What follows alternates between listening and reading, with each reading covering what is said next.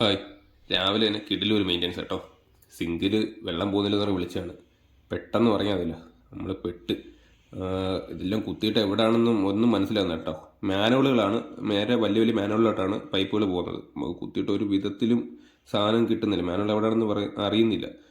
നമ്മളല്ലേ വർക്ക് ചെയ്തത്. അപ്പോൾ നമ്മൾ വീട്ടിലാരെയൊക്കെ വിളിച്ച് ചോദിച്ചു. നമ്മൾ ഏകദേശം ഒരു മാനുവൽ പോയതൊരു കിളിക്കൂടിൻ്റെ അടുത്തോട്ടൊരു മുളക്കാടിൻ്റെ ഇടയിലോട്ടാണ് കേട്ടോ. നമ്മൾ കുത്തി നോക്കി അളവ് നോക്കിയപ്പോൾ അപ്പം പുള്ളി പറഞ്ഞ് അവിടെ അല്ല എന്ന് പറഞ്ഞു. അപ്പം നമ്മൾ മാക്സിമം പറഞ്ഞിട്ട് ഇതെല്ലാം വെട്ടി നമുക്ക് നോക്കാമെന്ന് പറഞ്ഞ് അതൊക്കെ വെട്ടി നോക്കി. അപ്പോൾ ഞങ്ങൾ സൈഡ് തോണ്ടിയപ്പോൾ കൺഫേം ആയിട്ട് സൈഡിൽ തന്നെ ആയിരുന്നു കേട്ടോ. ചേമ്പർ കവറാണ്, മണ്ണിനടിയിലോട്ട് ഒരുപാട് താഴ്ന്ന് കിടന്നത് കേട്ടോ. അതുകൊണ്ട് തന്നെ ആരും അറിഞ്ഞില്ല. മുളക്കാട് അവിടെ കൊണ്ടുവച്ച് നട്ടുപിടിപ്പിച്ച് അത് നമുക്ക് മുട്ട ഒരു പണി കിട്ടി.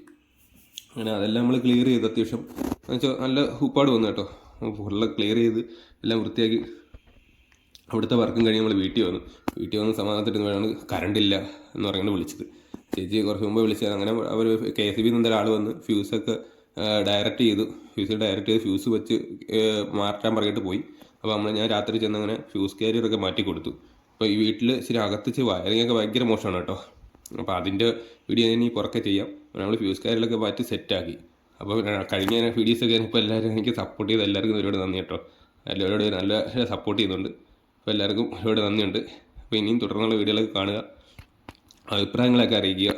അപ്പം ഇതാണ് നമ്മളങ്ങനെ ഫ്യൂസ് കാരിയറൊക്കെ മാറ്റി.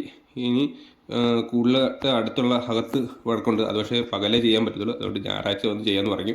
പിന്നെ വെട്ടം തന്ന് സഹായിച്ച ഏതറിന് ഒരുപാട് നന്ദി. നിങ്ങൾക്കും നന്ദി.